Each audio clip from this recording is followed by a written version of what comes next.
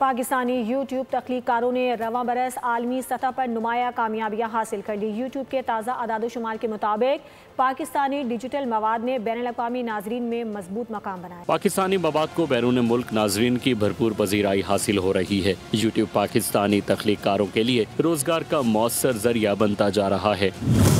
YouTube के मुताबिक 95,000 से ज़ायद पाकिस्तानी चैनल्स ने 10,000 सब्सक्राइबर्स का संग मील अबूर कर लिया, जबकि 13,000 से ज़्यादा चैनल्स के सब्सक्राइबर्स 1 लाख से तजावुज़ कर चुके हैं।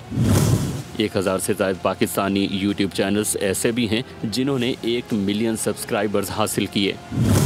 अदाद-ओ-शुमार के मुताबिक पाकिस्तानी यूट्यूब मवाद का 60% से ज़ायद वॉच टाइम बैरून मुल्क नाज़रीन पर मुश्तमिल है, जिससे आलमी सतह पर पाकिस्तानी तख्लीकारों की मकबूलियत ज़ाहिर होती है। Drama review, food bloggers, travel shows और पॉडकास्ट पाकिस्तानी यूट्यूब की नुमायां शनाख्त बन चुके हैं, जबकि एंटरटेनमेंट मवाद के ज़रिए माली और माशी आगाही को भी फ़रोग मिला है।